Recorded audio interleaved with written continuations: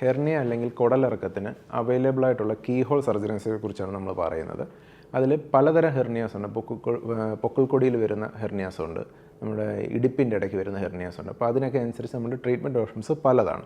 ഇതിൽ തന്നെ വയറിൻ്റെ പല ലെയറിൽ നമ്മൾ നെറ്റ് അല്ലെ മെഷ് വെച്ച് ചെയ്യുന്ന ഹെർണിയാസാണ് ഇപ്പോൾ കീ ഹോളിലൂടെ നമ്മൾ ചെയ്യുന്നത്. അതിൽ തന്നെ IPOM, intra peritoneum, onlay mesh ഉണ്ട്, നമ്മൾ TAPP അല്ലെങ്കിൽ trans abdominal pre peritoneal mesh repair ഉണ്ട്, അല്ലെങ്കിൽ extend totally extra peritoneal mesh repair എന്ന് പറയുന്ന മെഷ് റിപ്പയേഴ്സ് ഉണ്ട്. ഇതിലെല്ലാം ചെയ്യുന്നത് തന്നെ നമ്മുടെ മസിൽസിൻ്റെ ഇടയിൽ വെക്കുകയോ അല്ലെങ്കിൽ കുടലിന് വെളിയിൽ ഒരു നെറ്റ് വെക്കുകയോ ചെയ്ത് ആ ഹെർണിയ നമ്മൾ റിപ്പയർ ചെയ്യുന്നതാണ്. കോമൺ ആയിട്ട് ഈ പ്രൊസീജിയേഴ്സിലെല്ലാം നമ്മൾ ചെയ്യുന്നത് എങ്ങനെയാണെന്ന് വെച്ച് കഴിഞ്ഞാൽ, നമ്മൾ ചെറിയൊരു മുറിവിലൂടെ നമ്മൾ ഈ ഹെർണിയയിൽ ഉണ്ടാകുന്ന കുടലിറക്കം നമ്മൾ റെഡ്യൂസ് ചെയ്യുകയും, അതായത് അതിലുള്ള കുടലെല്ലാം നമ്മൾ തിരിച്ച് വയറിൻ്റെ അകത്താക്കുകയും ആ ഗ്യാപ്പ് നമ്മൾ ഒരു സൂച്ചർ വല്ലതും വെച്ച് സ്റ്റിച്ച് ചെയ്യുകയും അതിന് ശേഷം നമ്മൾ ഒരു നെറ്റ് വെച്ച് ആ ഏരിയ അങ്ങ് അടയ്ക്കുകയാണ് ചെയ്യുന്നത്.